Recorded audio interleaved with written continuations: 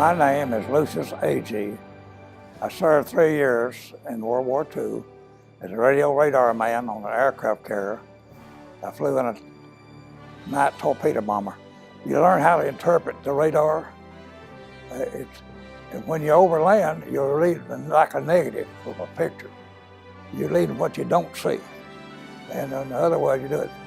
And you have to learn to distinguish between a rain squall and a piece of land. And you had to learn how to do it. But you had to use also some mathematics and common sense on mileage and things of that sort. And you had to know about skip distance in the radar. You look at an island with 2 mountains on each, one on each end, it might show up as two blips. And it's not one side island, not 2. When I was only 19 years old boy, and just a boy. Even when I got out, I was still a boy. But I grew up fast when we got in there and you found out you're doing dangerous things. We lost 10 people before we ever got overseas doing dangerous things, practicing dive bombing and doing all kinds of things like that. When I got overseas, I was in the Battle of the Philippines first. I was out with the Halsey crew. He was an admiral at that time. And then I was in Okinawa and Japan. About the time of Okinawa is when all the kamikazes started hitting us. I flew every day just about. Half the time was combat air patrols, day and night. When you flew a night squadron,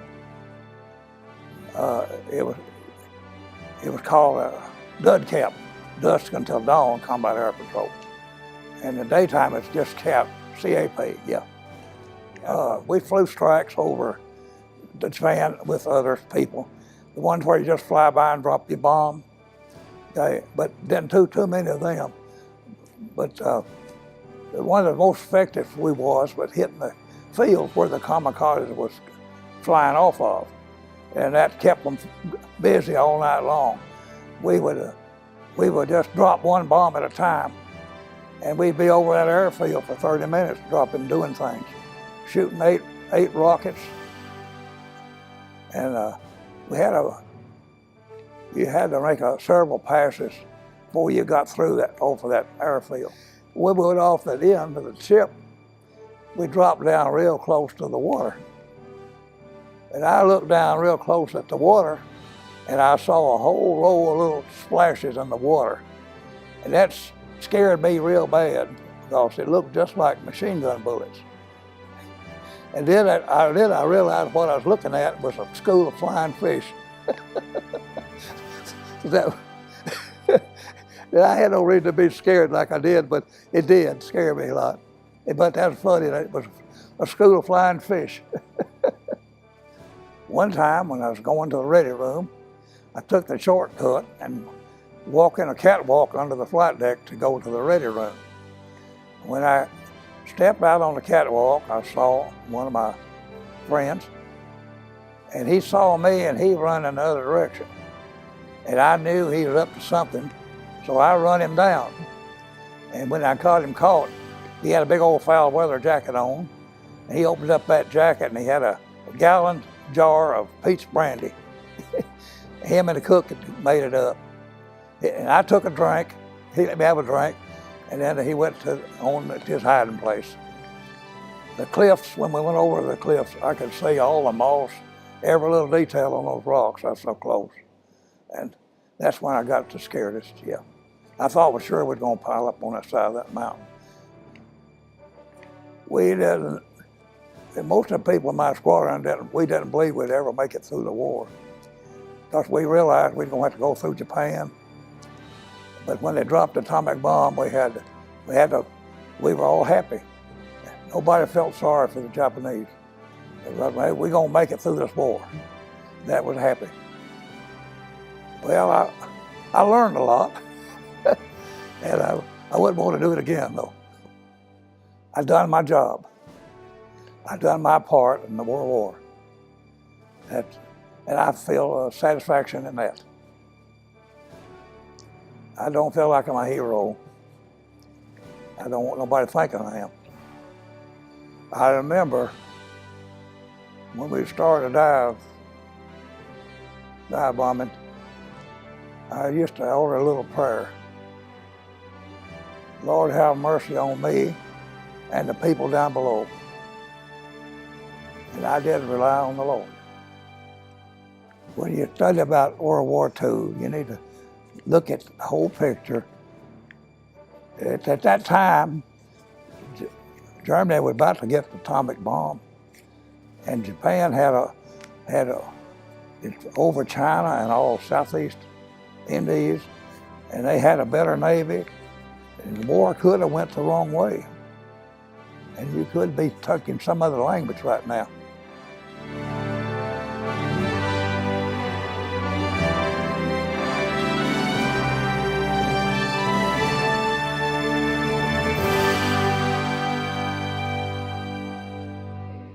My name is Dorothy Ruth. I served in World War II as a personnel officer at an Air Force base in Atlanta, Georgia. Well, my father volunteered to go, and they told him he was too old.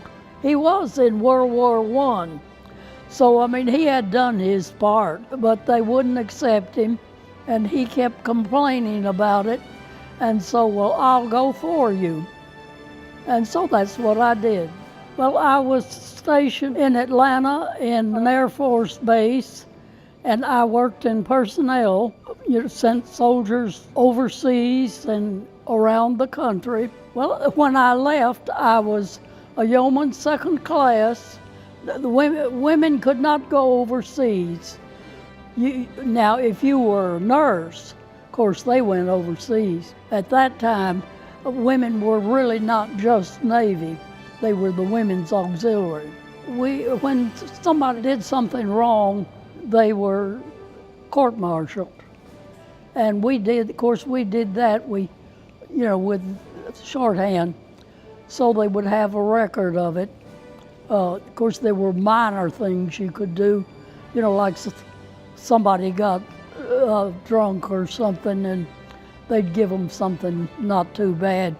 But if you did something really bad, well, then they did you a general court-martial, and there were several of us there. 3 or 4 of us took notes so we could compare to make sure that we got everything down. Well, of course, it's an important day for our country, I think. I think we need to remember wars so we do not have to redo them. I wish that people would decide they didn't want to go to war anymore. I don't think anything is ever solved by going to war that I ever saw anyway. Of course, I think World War II was the important war because Adolf Hitler was such a terrible man. I remember we had a little dog at that time, and he would, he made speeches, and he'd come on the radio, and the dog would sit with us, and something about his voice, that dog would howl when he heard that Adolf Hitler talk. And it was, of course, it was kind of amusing, but that even the dog could feel there was something wrong with that man. And I think there was. I think he was really mentally off. And I don't know why the Germans felt the way they did with him, but it wasn't just his fault. It was the Germans. And we had to fight that war. That was all there was to it.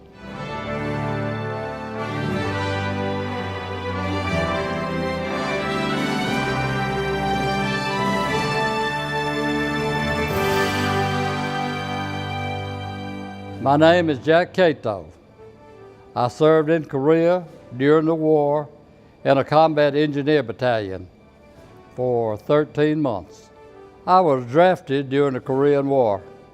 I'd been out on the road driving a truck, went home late in the afternoon. My mother came out on the porch and said, "You've been drafted, you're gonna have to go to the Army." And I was drafted June 6, 1951. I certainly wasn't happy about being drafted in the Army because I'd never thought about going to the Army. At that time, I don't think I'd ever even heard of Korea. And, but I did know the war was going on. It had started in June 25th of 1950. Well, I had to sell a dump truck, and I took training at Fort Belvoir, Virginia. We left Nashville at night on a train, and a few days later I was put on a ship. It was a General Meigs, and we sailed out under the Golden Gate Bridge. I stood on deck to see the last lights of San Francisco. And we took us about 11 days, and we went to Yokohama, Japan. And we were shipped out from there to Sasebo, and from Sasebo we went to Busan, Korea. One night the lieutenant told me that he wanted to go to battalion headquarters, and it was dark and a lot of snow on the ground, and they looked up in front of us and there were soldiers on both sides of the road, and I immediately knew that they weren't GIs, and I thought I was captured. That was the scariest time I had in Korea. Well, the happiest time I had, I guess, is when I left Korea, but it was cold when I left Korea. I spent 2 winters there. I got there on the 19th of December, 1951, and I left in March of 1953. So I spent 2 winters, and it was cold. Some nights at 20 below. And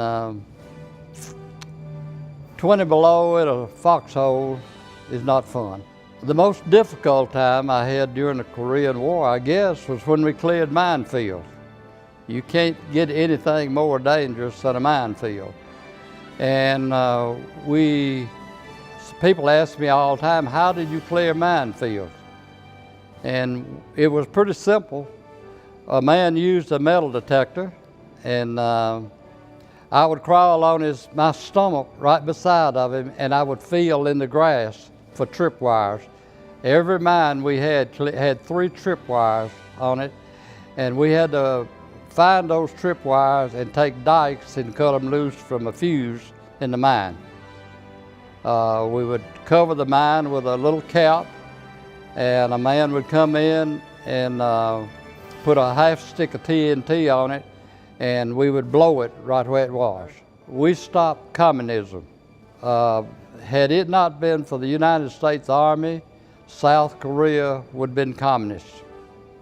And I thought at the time I left Korea that we had not done any good, but later on I found out that we stopped communism. South Korea today is a democracy, and that makes me feel good. Well, Korea changed my life because had it not been for Korea, I probably wouldn't be in Lebanon today. After the war, I went to school, learned to repair TVs, radios, automobile radios, and I've been here in Lebanon. I stayed in the TV and appliance business for 43 years. And then during that time, I was approached about being one of the founders of the Cracker Barrel Corporation. To me, Veterans Day means to honor those people that have sacrificed so much for the United States, whether you're Army, Navy, Air Force, or whatever.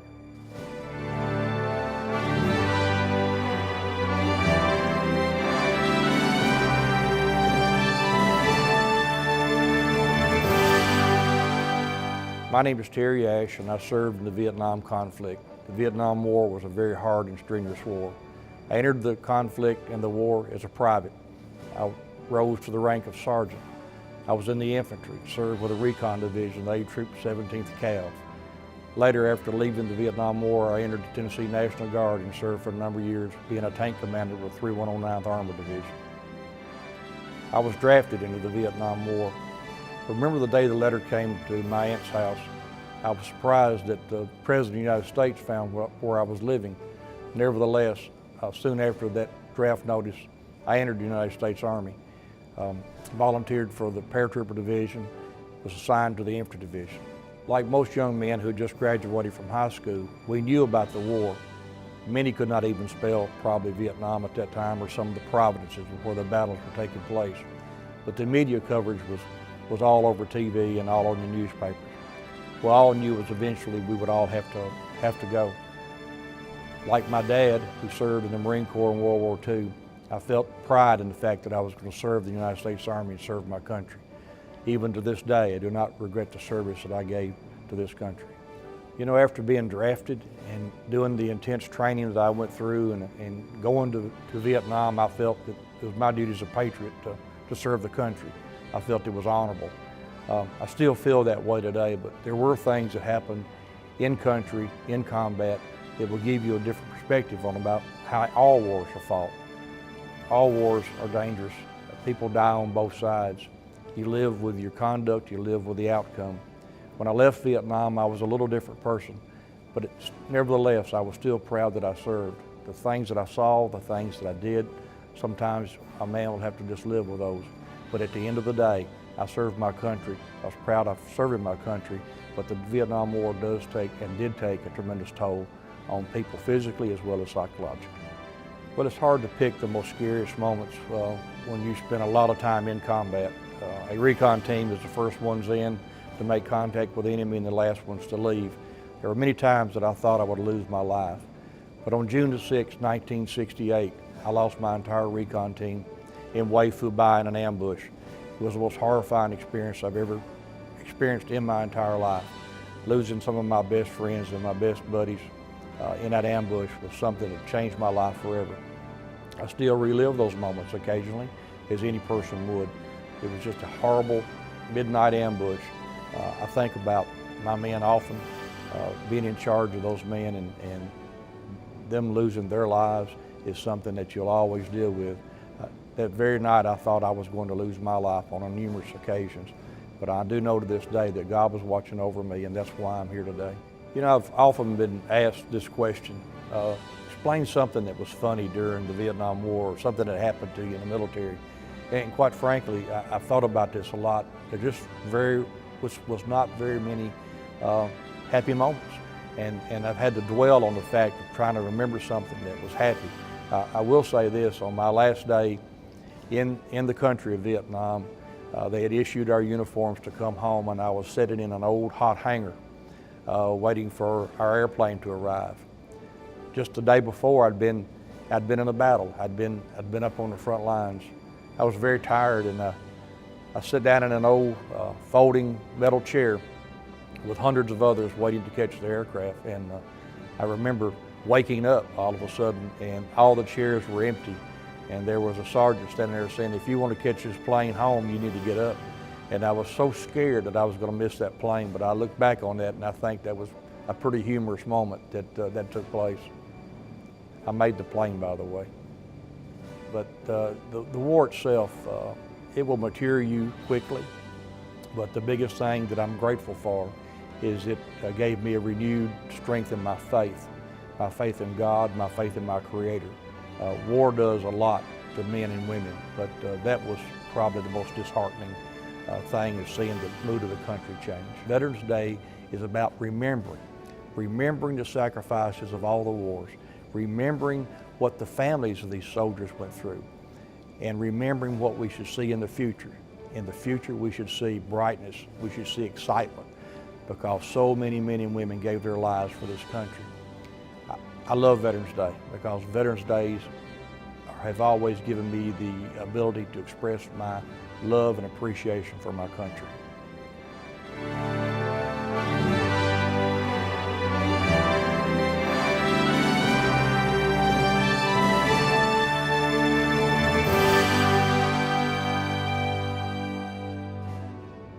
My name is Jeff Joins. I served 2 tours in the war in Iraq. First tour, 2003-2004, was with the 168th MP Battalion, and the second tour was 2010 with the 253 Military Police Company. I volunteered because I feel like that everyone needs to serve their country in some fashion, and I thought it was important to not only believe that, but do it as well. Both of my tours in Iraq, I served as a MP, a military police. And on our first tour, our main job was to cure the southern part of Baghdad. The Army had been disbanded, the police forces had been disbanded, so there was really no law and order at all in Baghdad when we got there. So that's what our job was, to set up police stations, do patrols, just the law enforcement part of the military is what we did. And one of the most satisfying things, I guess, for me being an MP, we're being able to help folks, because most people are like us. They want security. They want to know that they can go out on the street and be safe. And so if you see a kid playing on the street here, if you see a kid playing on the street there, it's important that we were there to help secure our little part of the city, and so I guess that's the most satisfying thing to me. It was just the unknown, and I guess when the mortars start flying, you've got the training, you know what to do. Or when the rockets come in, you've got the training, you just react. You fall back on your training. Small arm fire, IED, same way. But it's just not knowing when that's going to happen. There's a few times that we reallocated things that weren't necessarily ours, but belonged to the U.S. military, but we thought that they'd serve a better purpose with us than they did with other people. So I'll just leave it at that. Being away from your family for an extended period of time is probably the toughest thing that any deployed soldier has to go through. And so those days you won't ever get back. So there's a lot of sacrificing at home, a lot of sacrificing for the service member, but it's for the greater good, right? It's for the things that are bigger than yourself. And so I believe that most folks would say if they had to do it again, they would do it again. Veterans Day to me means that everybody sort of remembers, celebrates the sacrifices that people who served in the military or in any branch in our long history of military service in this country. And it's time for the veterans to reflect back on what they've done and the bonds that they've made, over their military careers, and also a time for the family just to reflect on, how precious what we got is. I think what I want folks to remember the most about the Iraq War, whether they were for the war or against the war or wherever their political stance was, the sacrifices a lot of guys made.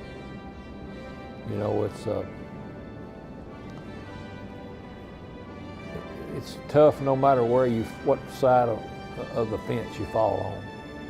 And there's the old saying, ours is not the reason why. And that's true,